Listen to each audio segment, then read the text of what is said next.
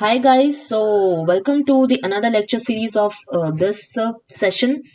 और अभी हम लोग कवर अप कर रहे हैं MPPSC mains paper 2 part B unit 3 lecture 5. So अब हम लोग इश्यूज रिलेटेड टू वुमेन पढ़ने वाले हैं. पहले हम लोगों ने गर्ल्स एजुकेशन और गर्ल्स के इश्यूज एंड इनिशिएटिव्स पे बात करी थी.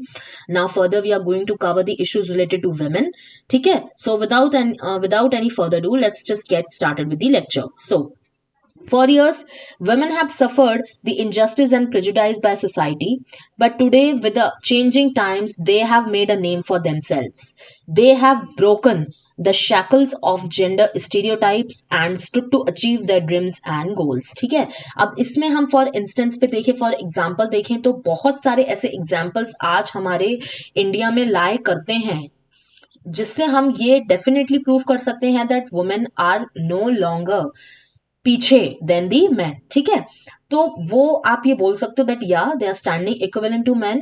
हम देखते हैं कि क्या क्या एग्जांपल्स हमारे पास हैं. First is social activist Sindhu ताई सपकाल. इनका नाम आपने सुना होगा. इनको पद्मश्री भी मिला है अभी रिसेंटली 2021 में by for raising orphan children. ये काफी लोगों की जो है वो सब इनको ताई और माँ बोलते हैं, इस नेम से उनको एड्रेस करते हैं. ठीक है, नेक्स्ट इज इन्वायरमेंटलिस्ट तुलसी गौड़ा. इनको भी पद्मश्री दिया गया है 2021 में. She is and for what encyclopedia of forest. इनको सारी जानकारी है रिगार्डिंग फॉरेस्ट से रिलेटेड. इनसे आप जो पूछ लो वो सारी इनको जानकारी है. ठीक है, डिफेंस में अवनी चतुर्वेदी. इनका तो आपने नाम करंट अफेयर्स में आपने पढ़ा ही होगा. First Indian women to fly a solo fighter aircraft MiG 21 Bison. Now you can imagine कि मतलब हमेशा से अगर आप सोचो भी कि नहीं यार सिर्फ और सिर्फ मेन ही हैं जो ये चीज कर सकते हैं या फिर वुमेन के बस की बात नहीं है, तो वुमेन ने ये भी आपको यहाँ पर भी रॉन्ग प्रूव कर दिया है. ठीक है, now if we come to sports, तो स्पोर्ट्स में Mary Kom, first woman from the country to win a medal in boxing at the Olympics, and PV Sindhu, first Indian woman to claim 2 Olympic medals, bronze Tokyo and silver Rio 2016. थोड़े से और examples देखते हैं हम लोग. International organisation में गीता गोपीनाथ का नाम आपने सुना होगा. First women chief economist at IMF. तो मतलब पहली ये वुमेन चीफ इकोनॉमिस्ट बनी है IMF की. और IMF यू नो कि वर्ल्ड की इतनी बड़ी ऑर्गेनाइजेशन, उसमें इन्होंने अपना नाम जो है वो कमाया है. सो it is commendable. Space technology Tessy Thomas, missile women of India. आपको पता है अग्नि 5 जो मिसाइल प्रोजेक्ट था उससे ये जुड़ी हुई थी. Education Shakuntala Devi, Guinness world of record में फास्टेस्ट ह्यूमन कंप्यूटेशन. इसमें इन मूवी भी बनी हुई है जिसमें विद्या बालन ने इनका किरदार जो है वो निभाया है, वो आप देख सकते हो. Then Shanan Dhaka AIR-1 National Defence Academy entrance examination, first women batch of NDA. जो फर्स्ट वुमेन बैच था एनडीए में उसमें शानन ढाका जो है उनको AIR-1 प्राप्त हुई है. सो यू कैन सी कि कोई भी ऐसी जो है आप देखो फील्ड छूटी नहीं है. Environmentalist, defence, social activist, sports, then education, then space, international organisation, कोई भी ऐसी फील्ड छूटी नहीं है जहां पर वुमेन ने अपना जो है वो झंडे ना गाड़े हों. ठीक है, तो इससे हम आप बोल सकते हैं दैट वुमेन जो है वो डेफिनेटली डिजर्व करती हैं to get the equal opportunities and they can prove them. ठीक है, so the form and extent of work, political participation, levels of education, state of health, representation and decision making bodies, access to property, etc., are some relevant indicators of status of the individual members in a society. However, not all the members of a society, especially women, have equal access to the factors which constitute these indicators of status. ये तो हमको पता है कि सबको वो opportunities equally बिल्कुल भी नहीं मिल पाती हैं due to many reasons. There are various reasons जो अफेक्ट करते हैं कि क्यों उनको अपॉर्चुनिटीज नहीं मिल पाती. Patriarchal norms restrict Indian women's education and employment choices, from the choice to acquire education to the entry into the workforce and to the nature of work. ठीक है, तो इसमें ऐसा कुछ ऐसा समझाने लायक नहीं है. आप इसको एक बार रीड मार लीजिएगा, you will get to know. Next, concerning issues about women. क्या क्या इश्यूज हैं वुमेन को लेके, तो सबसे पहले हम देखते हैं gap in male and female literacy rate. ये तो हमको पता है कि फीमेल का लिटरेसी रेट मेल के कंपैरिजन में काफी लो है इंडिया में. ठीक है, despite the government's effort to ensure equality of opportunity for education for both men and women in our society, the literacy rate of women in India specially in rural areas में तो बहुत ही ज्यादा दिक्कत है. Still remains very poor.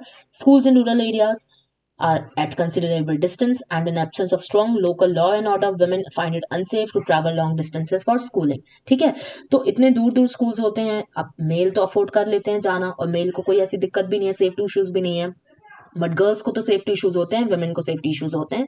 तो ये चीज जो है वो उनके लिए अनसेफ हो जाती है कि इतनी दूर वो ट्रैवल करके जाएं, फिर आते आते उनको शाम हो जाए, है ना, तो बीच में कुछ भी मतलब हो सकता है, ठीक है। तो ये चीज इस डर से जो है वो स्कूल नहीं जाती है, वो ड्रॉप आउट कर जाती है, ठीक है। Second is role stereotyping. इसमें क्या है, still a large section of our Indian society consider the roles of men as taking all the financial responsibilities and work outside. Gender role stereotyping attributed to women have generally led to prejudice and discrimination against women. For example, women may be considered to be less reliable as workers and because of their child rearing functions. अब ये तो आपको पता ही होगा कि ज्यादातर जो है, अगर आप फाइनेंशियली देखो, किसी भी चीज के देखो, कि बोला जाता है कि नहीं ये तो मेन का ही काम है, ये आदमियों का काम है, वो ही करेंगे। तो इस वजह से क्या होता है, इस वजह से भी वुमेन को जो है वो अपॉर्चुनिटीज नहीं मिल पाती, क्योंकि ऐसा बोला जाता है कि आपके लिए काम नहीं बना हुआ है, आपके लिए डोमेस्टिक काम है, आप वो करिए, ठीक है। तो ये चीज जो है वो थोड़ा सा उनको फिर रेस्ट्रिक्ट कर देती है कुछ भी काम करने से। तो आप देखो पहले बॉक्सिंग अखाड़े वगैरह में भी जो है वो अलाउ नहीं किया जाता था कि अरे वुमेन तुम कैसे लड़ोगी, बट आप देखो गीता फोगाट और उनकी जो पूरी फैमिली है, उन्होंने वो सब कुछ रॉन्ग प्रूफ कर दिया, ठीक है। उनको कॉमनवेल्थ में भी मेडल मिला, तो definitely she was deserving, that's why she got the medal, है ना। तो ये उन्होंने रॉन्ग प्रूफ किया वहां पे। Next is differentiation in the socialization process. In many parts of India, especially in rural regions, there are still different socialization norms for men and women. Women are expected to be soft spoken, calm, and quiet. They should walk, talk, sit, and behave in a certain manner, whereas men ought to be confident, loud, and could display any behavior as per their wish. तो ये आपको पता ही है, अब patriarchal society में जी रहे हैं, तो obviously someone expects women to be very soft, very lenient, और एकदम शांत स्वभाव के। आप बैठो, आप तेज हंस नहीं सकते हो, आप एकदम मतलब पैर आपको, लेग्स आपको क्रॉस करके बैठना है, and then all everything is taught to women and not men. Why is this? तो उनको बोला जाता है मेन को तो कभी भी आपने गाइड नहीं किया कि आपको ऐसे बैठना है, आपको ऐसे हंसना है। They are allowed to do anything in life, they are allowed to behave like anything. तो दिस इज रॉन्ग। और ये जो डिफ्रेंसिएशन है ना सोशलाइजेशन प्रोसेस में, इसमें हमको चेंज करने की जरूरत है, ठीक है। Next is representation of women in legislature. The representation of women in different legislative bodies remains low across India. तो डेफिनेटली अब रिजर्वेशन तो मिल रहा है, बट फिर भी आप देखोगे कि उतनी ज्यादा जो है वो आपको पार्टिसिपेशन दिखेगा नहीं वुमेन का, ठीक है। वो बहुत ज्यादा जरूरी है, बिकॉज अगर वुमेन होती है ना तो they are aware with the problems of other women, तो वो फिर उनके खिलाफ, मतलब उनके खिलाफ नहीं, उनके फेवर में जो है वो लॉज लेकर आ सकती हैं, वो उनकी प्रॉब्लम को समझेंगी, तो वो उनके लिए काफी कुछ कर सकती हैं, है ना। तो ये लेजिस्लेचर में उनका आना बहुत ज्यादा जरूरी है। अब एक स्टैट्स देखते हैं। According to the report of IPU and UN Women, India ranks 148 out of 193 countries in the number of elected female representatives in parliament. अब आप देखो, मतलब 193 में से 148 आपकी रैंक आ रही है इन व्हाट, इन मतलब आपके लेजिस्लेशन, मतलब आपके पार्लियामेंट में कितनी फीमेल इलेक्ट हो रही हैं, उसके बेसिस पे ये रैंकिंग जारी करी गई है। तो आप खुद देख सकते हो कि हम कितने पीछे हैं अभी, ठीक है। Next is period poverty. A lack of access to sanitary products, menstrual education and hygiene and sanitation facilities necessary to properly manage menstruation. According to the UNICEF study conducted in 2011, only 13% of the girls in India are aware of menstruation before menarche. तो ये एक बहुत ही major problem है women के साथ, कि इसको लेके जो ये पीरियड हाइजीन और ये जो पीरियड एजुकेशन है, this is not given to the girls. और ये बहुत ज्यादा जरूरी है, बिकॉज ये चीज को अगर आप एक स्टिग्मा बनाकर चलोगे कि no no no you should not talk about this, why? Because ये चीज ही तो आगे बढ़ा रही है ना यूनिवर्स को, तो इसके ऊपर बात क्यों नहीं करनी है हमें? इसके ऊपर हमें एजुकेशन देनी चाहिए from the very start girls को, when they are standing at the onset of menstruation. जब वो आप बोल सकते हो 11-12 ईयर्स में हो जाता है, तो 11-12 ईयर्स की जो गर्ल्स हैं, आपको उनको एजुकेशन देनी पड़ेगी। आपको उनको सैनिटेशन पैड्स के बारे में बताना होगा, आपको उनको पीरियड हाइजीन के बारे में बताना होगा, because this can create infection also if you are not treating it well. You need to keep your body clean at that point of time for those 4 to 5 days. So it is very important. और ये चीज को हमें stigma नहीं बनाना है, और women को भी हमें ये बोलना है कि यू शुड बी अवेयर। अगर आपको कंफर्टेबल नहीं हो रहा है, आप अपने टीचर से बात कर सकते हो, आप अपने मम्मा से बात कर सकते हो। You can talk to other people about this if you are having any confusion. So it is very important कि आप इस चीज को लेके लोगों को अवेयर करो। एंड आई थिंक इंडिया अब थोड़ा सा आगे बढ़ रहा है इस चीज में। मूवीज भी इस पर बन रही हैं, और स्कूल में भी जो है वो प्रोग्राम्स और अवेयरनेस प्रोग्राम्स जो है वो कंडक्ट करवाए जाते हैं, जिसके थ्रू बच्चों को ये बताया जाता है, specially girls. Okay, next, initiatives taken for women. आखिर कौन कौन से इनिशिएटिव्स जो है वो लिए गए हैं फॉर वुमेन, उनके वेलफेयर के लिए, वो हम देखते हैं। फर्स्ट इज प्रधानमंत्री मातृ वंदना योजना, PMMVY। 1 जनवरी 2017 में ये आई थी। It is a maternity benefit programme, ठीक है। सारी डिस्ट्रिक्ट्स में इसको इंप्लीमेंट किया गया है।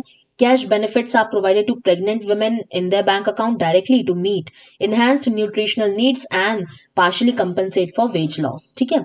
अब देखो, अब मान लो किसी रूरल वुमेन ने बर्थ दिया, अब जब तक वो बर्थ दे रही हैं उसके भी थोड़ा सा 2-3 मंथ्स पहले तक वो इतना ज्यादा मे बी काम ना कर पाए, ठीक है, और उसके भी 2-3 मंथ्स तक वो काम नहीं कर पाएंगी, ठीक है, जब वो बर्थ दे देती हैं बेबी को, तो उसमें उनका वेज लॉस हो रहा है because she is a labour. तो इस चीज को भी गवर्नमेंट कंपनसेट करती है। और कैश बेनिफिट्स भी प्रोवाइडेड किए जाते हैं प्रेग्नेंट वुमेन को, जो उनके डायरेक्टली अकाउंट में ट्रांसफर करे जाते हैं, ठीक है। All eligible pregnant women and lactating mothers who have their pregnancy on or after 1 January 2017 for the first child in the family, ठीक है। तो ये चीज आपको थोड़ा सा पढ़ने की जरूरत है, और इसमें आप थोड़ा देख लेना ईयर और इनके aim, what is the major objective of that particular scheme. Next is one stop centre. This was launched in 2015 by the Ministry of Women and Child Development across the 10 countries to provide assistance to Indian women who are survivors of gender-based violence। जिन्होंने इस violence को survive किया है, उसमें ये assistant one stop centre जो है ये काफी जगह जो है वो लगाए गए हैं। और अगर आप किसी भी वायलेंस का जो है वो शिकार हैं, you are the victim of any kind of violence, तो आप वन स्टॉप सेंटर में जाके आप रिहेबिलिटेट कर सकते हो, और ये आपकी अलग अलग गवर्नमेंट्स जो है वो मदद करती हैं, ठीक है। नेक्स्ट इज महिला शक्ति केंद्र scheme. The Government of India has approved a new scheme, namely Mahila Shakti Kendra, to empower rural women through community participation during 2017-18 up to 2019-20. It is envisaged to work at the national level and state level by providing technical support to the respective governments on the issues related to women. अब इसमें देखो, अब इसमें क्या है, अब इसमें आपको रूरल वुमेन को एम्पावर करना है through what, through community participation. आप कम्युनिटी को इन्वॉल्व करिए, आप उनको टेक्निकल सपोर्ट प्रोवाइड करिए, जो भी उस पर्टिकुलर विलेज से रिलेटेड गवर्नमेंट होगी, स्टेट गवर्नमेंट, वो गवर्नमेंट आपको टेक्निकल सपोर्ट प्रोवाइड करेगी, ठीक है।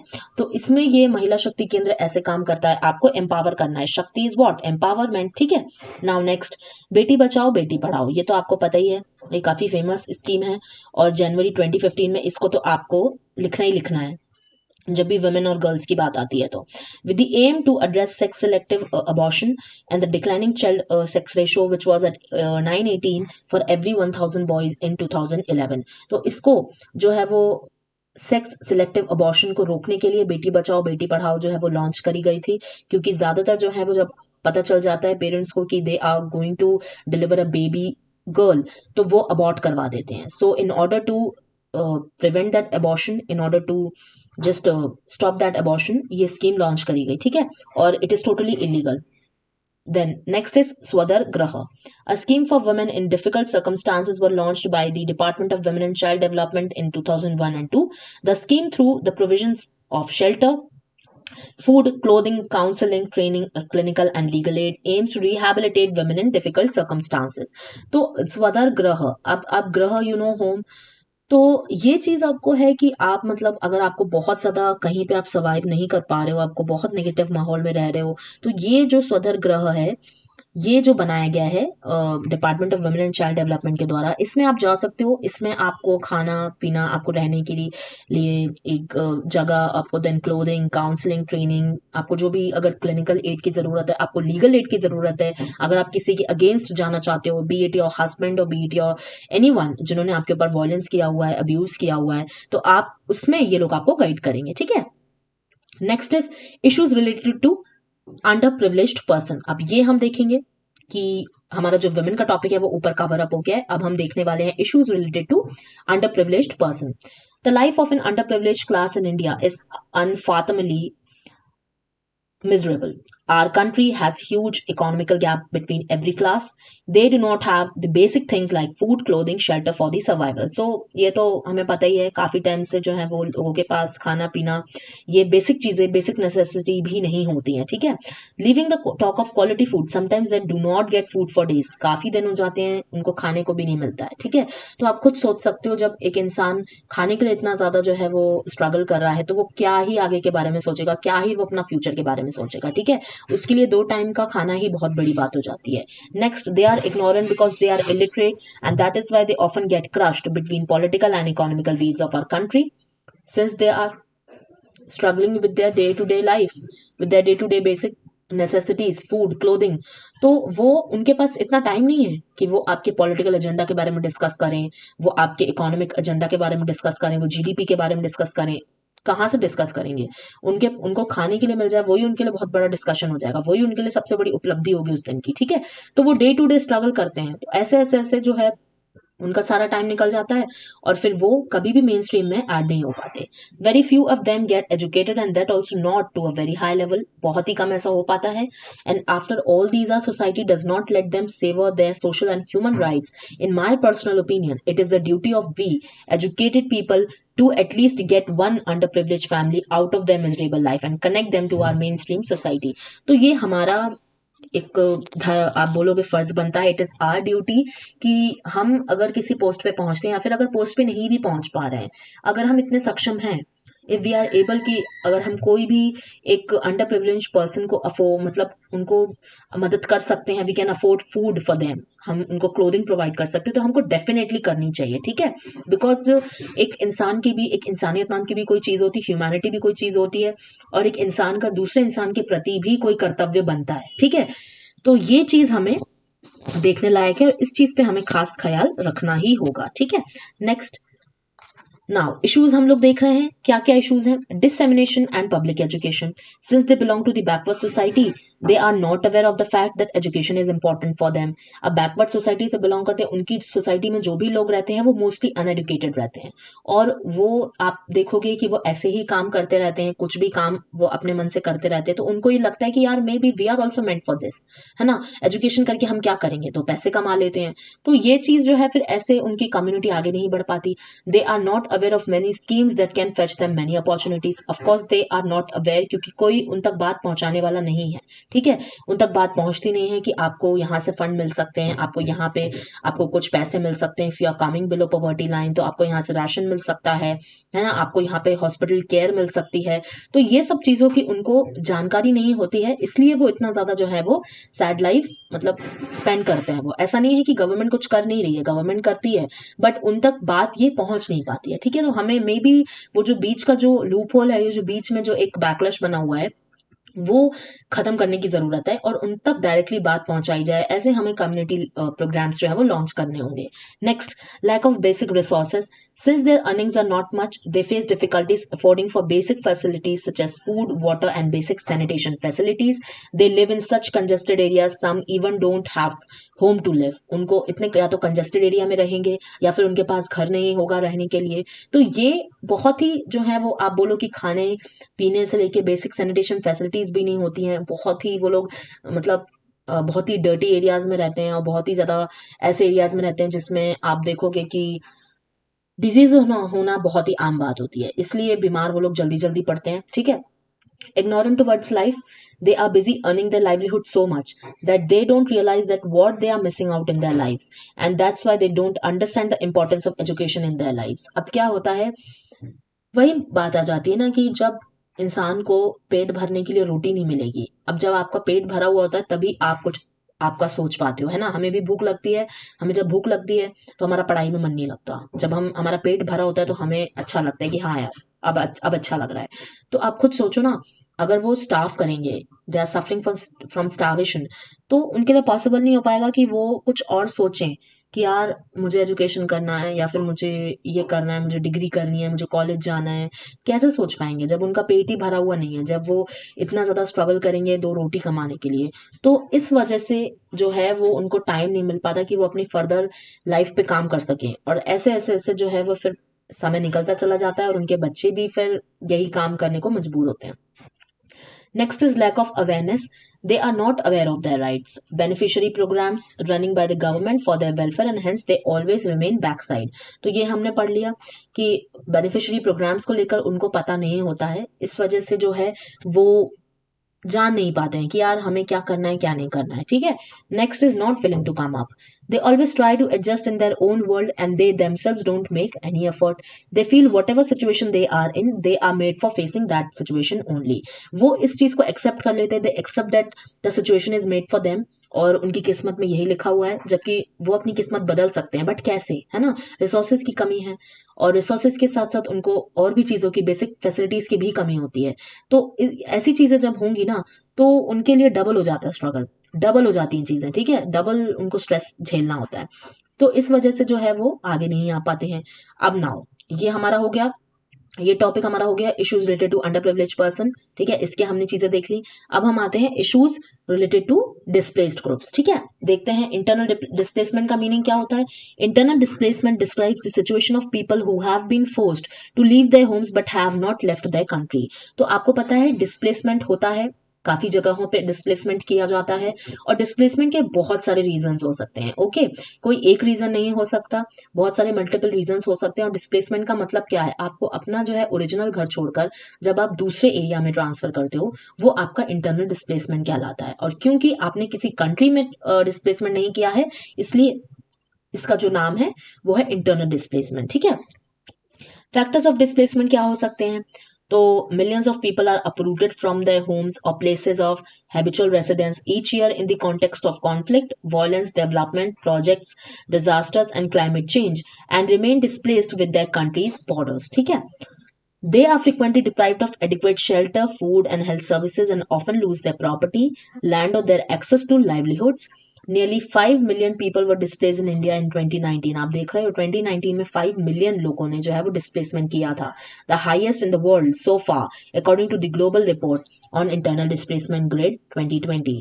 तो आप देखो डिस्प्लेसमेंट जो है वो काफ़ी रीजंस की वजह से हो सकता है। मे बी कहीं पे बाढ़ आ गई हो यहाँ पे, या फिर कहीं पे डिजास्टर आ गया हो, या फिर उनके साथ वॉयलेंस हो रहा हो, या फिर उनको वहाँ से भगाया गया हो, या फिर may be in the search of food, shelter, health services, उसकी वजह से भी वो डिस्प्लेस करते हैं जहाँ पर उनको बेटर अपॉर्चुनिटीज़ मिलती हैं। उनको लगता है यहाँ पे उनको खाने की मतलब इजीली अवेलेबल हो जाएंगी खाने की चीज़ें, उनको उनको वेजेस मिल जाएंगे, आसानी से उनको काम मिल जाएगा। तो रीजंस कैन बी मैनी। ठीक है, नेक्स्ट क्या क्या इश्यूज हैं वो हम लोग देखते हैं। अब मेजर, हमने अभी इंटरनल डिस्प्लेसमेंट के बारे में देख लिया, अब हम देख रहे हैं कि क्या क्या मेजर चीजें इनके लिए हो सकती हैं। First is landlessness. Removal from their land makes them away from their livelihood and they feel strange at new places and takes years to get adaptive. ठीक है, अब आपको भी पता है अगर आपको आज कोई अपने घर से भगा दे तो आपको भी क्या, आपको भी बुरा लगेगा, है ना। आपको भी, आप भी सोचोगे कि यार अब मैं कहाँ जाऊंगा, अब क्या करूंगा, और आप डेफिनेटली अपने घर को मिस करोगे। ठीक है, सेम उनके साथ भी होता है जब वो अपने लैंड को मतलब गवा देते हैं तो वो चीज़ उनको, वो मिस करते हैं, अपने लैंड को मिस करते हैं, अपने एरिया को मिस करते हैं और दूसरी जगह पे उनको अडेप्ट करने में दिक्कत होती है। ठीक है, second is marginalisation. Many individuals cannot use their earlier acquired skills at new location. Reasons can be topographic in nature. अब आप खुद देखो, अगर मान लो आप कहीं प्लेन एरिया में रहते थे, अब आप एक हिमालयन एरिया में चले गए, आप एक माउंटेनियस रीजन में आप डिस्प्लेस कर गए, तो जो चीज़ आप वहां पे अगर आप एग्रीकल्चर प्रैक्टिस कर पा रहे थे तो आपको माउंटेन एरिया में बहुत ज़्यादा दिक्कत आएगी, आप नहीं कर पाओगे, तो आपकी जो स्किल है वो वहां पे तो काम नहीं आएगी, है ना। तो फिर आप कैसे काम करोगे वहां पे, तो इससे जो है वो मार्जिनलाइजेशन आता है। ठीक है, आप फिर सोचते हो कि अब मैं क्या करूं, है ना, आपके लिए फिर रास्ते कम हो जाते हैं। ठीक है, next is food insecurity. Forced uprooting increase the risk of fall into chronic अंडरनरिशमेंट।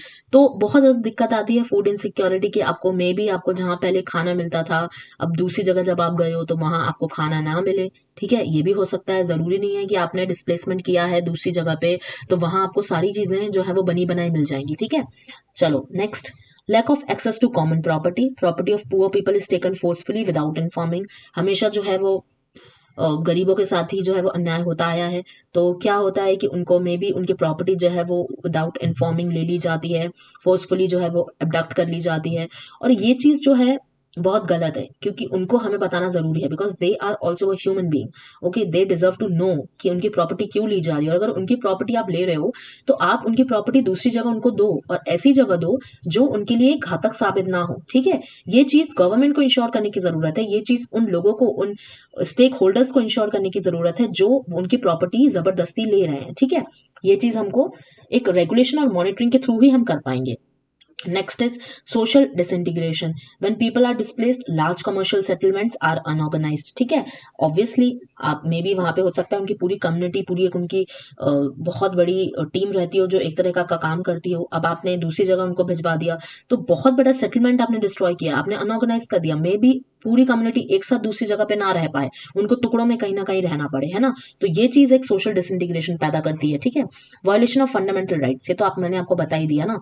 आपने लोगों को बिना बताए आपने उनको भगा दिया, फिर आप बिना बताए उनकी प्रॉपर्टी को भी अबडक्ट कर रहे हो, तो ये चीज बहुत गलत है। ठीक है, this is totally null and void and not given in the constitution, not according to the constitution of India. ठीक है, displacement from one's habitual residence and the loss of property without fair compensation, that's what I was talking about, right? You need to give them fair compensation. अगर आपने उनकी property ली है, in fact you have to give them more, क्योंकि आप उनको जबरदस्ती एक तो ले रहे हो, उनकी मर्जी के खिलाफ ले रहे हो। ठीक है, तो आपको उनको ज्यादा कंपनसेशन प्रोवाइड करनी चाहिए, ज्यादा नहीं कर पा रहे हो तो एटलीस्ट इक्विवेलेंट करो। ठीक है, is a violation of fundamental right. ठीक है, तो ये आपका बहुत गलत है और इस पे आपको जो है वो काम करने की जरूरत है। ठीक है, सो ये भी हमारा कंप्लीट हो गया, issues related to girls, sorry displaced groups.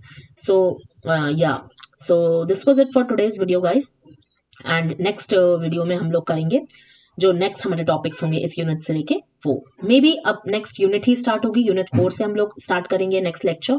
So yeah, till now bye bye and study well. Jai Hind, Jai Bharat. Thank you so much.